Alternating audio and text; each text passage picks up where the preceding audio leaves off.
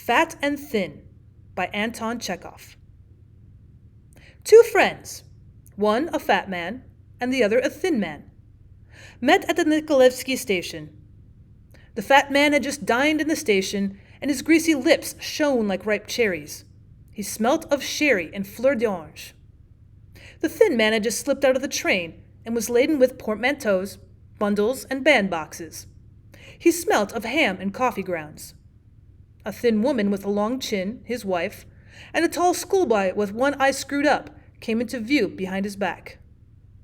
"Porfiry!" cried the fat man on seeing the thin man. "Is it you? My dear fellow, how many summers? How many winters?" "Holy saints!" cried the thin man in amazement. "Misha, the friend of my childhood. Where have you dropped from?" The friends kissed each other 3 times and gazed at each other with eyes full of tears. Both were agreeably astounded. "My dear boy," began the thin man after the kissing, "this is unexpected. This is a surprise. Come, have a good look at me. Just as handsome as I used to be. Just as great a darling and a dandy. Good gracious me. Well, and how are you? Made your fortune? Married? Well, I am married, as you see.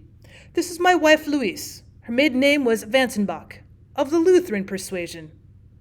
And this is my son, Nathanael, a schoolboy in the 3rd class. This is the friend of my childhood, Nathanael. We were boys at school together." Nathanael thought a little and took off his cap.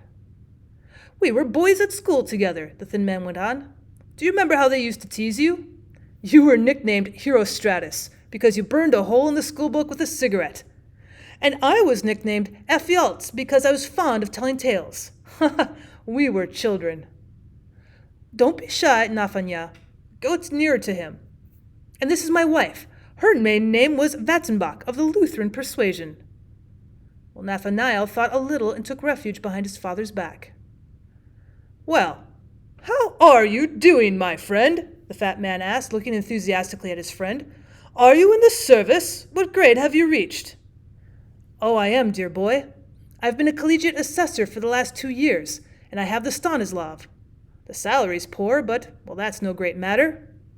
The wife gives music lessons, and I go in for carving wooden cigarette cases in a private way. Capital cigarette cases. I sell them for a ruble each. If anyone takes 10 or more, I make a reduction, of course. We get along somehow. I served as a clerk, you know, and now have been transferred here as head clerk in the same department. I'm going to serve here. And what about you? I bet you're a civil counselor by now, eh?" "No, dear boy, go higher than that," said the fat man. "I have risen to privy councillor already. I have 2 stars.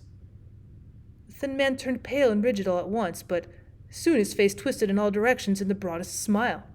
It seemed as though sparks were flashing from his face and eyes. He squirmed. He doubled together, crumpled up. His portmanteaus, bundles, and cardboard boxes seemed to shrink and crumple up, too. His wife's long chin grew longer still. Nathanael drew himself up to attention and fastened all the buttons of his uniform. "Your Excellency, delighted. The friend, one may say, of childhood, and to have turned into such a great man? Come, the fat man frowned. "What's this tone for? You and I were friends as boys. There's no need for this official obsequiousness." "Well, merciful heavens, Your Excellency, what are you saying?" sniggered the thin man, wriggling more than ever. "Your Excellency's gracious attention is like refreshing manna. Well, this, Your Excellency, is my son Nathanael, and my wife Louise, a Lutheran in the certain sense." The fat man was about to make some protest, but the face of the thin man wore an expression of such reverence, sugariness, and mawkish respectfulness that the privy councillor was sickened. He turned away from the thin man, giving him his hand at parting.